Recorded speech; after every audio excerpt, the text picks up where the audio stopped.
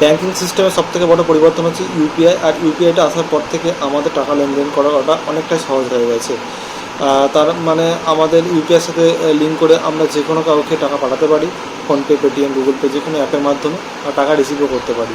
তো এরই মধ্যে একটা সবথেকে বড় সমস্যা চলে এসেছে এখন, মানে যারা অসৎ লোক বা বেআইনিভাবে কারোর অ্যাকাউন্ট থেকে টাকা তুলে নিচ্ছে, কিন্তু সেই টাকাটা সে তো অপরাধ করলো, কিন্তু এর প্রবলেমটা হয়ে গেছে যে সাধারণ একজন মানুষ যখন টাকাটা কারোর থেকে রিসিভ করছে, তখন তাকে বুঝতে হবে জেনুইন টাকা তার কাছে আসছে।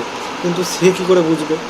অন্য একজনা সে ফ্রড করে টাকা নিয়েছে, সে আরেকজনকে পাঠালো, আবার সে আবার একজনকে, একটা সাধারণ মানুষকে পাঠালো, কিন্তু এর মাঝে যে সাধারণ মানুষটা সে কিন্তু টাকাটা রিসিভ করেও কিন্তু সমস্যার মধ্যে পড়ছে। সেটা হতে পারে একটা দোকান, হতে পারে কোনো একটা মানুষ, হতে পারে।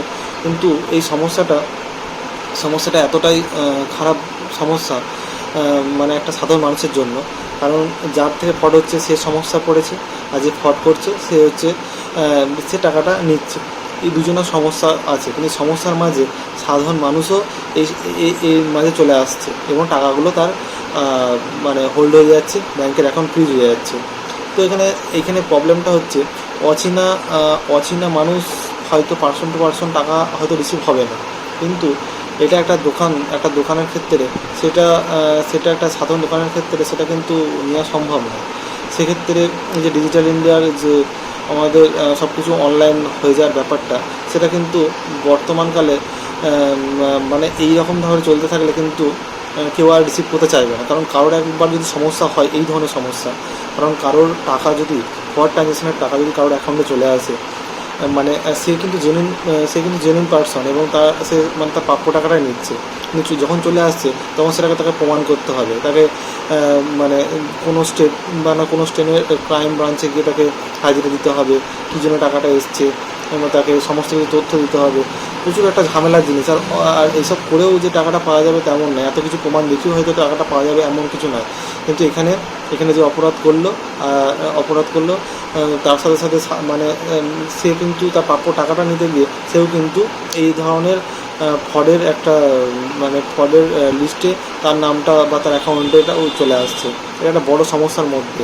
সেই জন্য যে অনলাইন পেমেন্টটা হয়তো অচেনা ব্যক্তির থেকে নেওয়াটা ঠিক নয়, কিন্তু কোনো একটা দোকানদারের ক্ষেত্রে সেটা অচেনাটা বোঝা, কিন্তু অচেনাই তো সবাই কিছু চেনা হবে সেরকম তো ব্যাপার নয়। সেক্ষেত্রে একটা বড় প্রবলেমের মধ্যে দাঁড়িয়ে যাচ্ছে।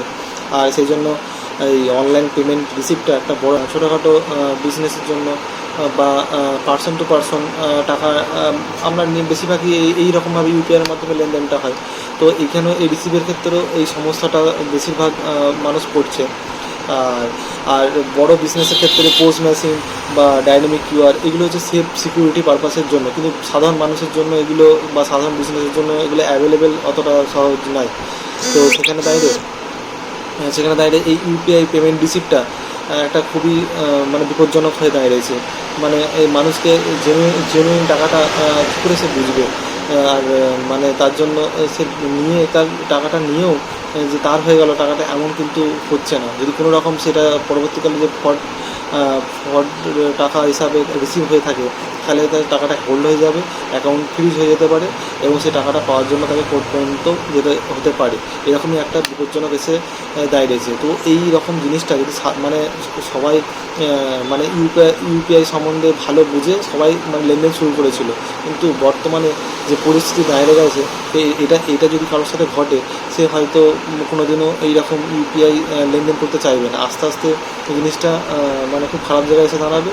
আর হয়তো ইউপিআইয়ের এইরকমভাবে চলতে থাকলে, এইরকম মানে যে কোনো কারোর অ্যাকাউন্ট হঠাৎ হোল্ড হয়ে যাচ্ছে, অ্যাকাউন্ট ফ্রিজ হয়ে যাচ্ছে, এইভাবে যদি চলতে থাকে, কারণ সে তার প্রাপ্য টাকা নিতে গিয়ে এরকম যদি সমস্যায় পড়তে থাকে, তাহলে হয়তো ইউপিআই রিসিভের ব্যাপারটা তো এত মানে সহজভাবে কেউ নেবে না। আবার সে ক্যাশই তাকে মানে অনলাইন ফি দেবে, এবং ক্যাশই তাকে হয়তো বলবে যে মানে তার ক্যাশের মাধ্যমেই নেবে টাকাটা। তো এর সমাধান এইভাবে তো মানে রিসিভ করে তার টাকাটা হোল্ড করে সমাধান তো হয় না। তার জন্য নিশ্চয়ই কিছু সুবিধা মানুষকে মানে টাকাটা রিসিভ করার পর সে সত্যি যদি সিকিউরিটি পায় যে তার নিজস্ব টাকাটা হলো, বা এতে কোনো রকম সমস্যা হবে না, এই বিষয়ে অবশ্যই অবশ্যই আর কি অবশ্যই বিবেচনা করতে হবে।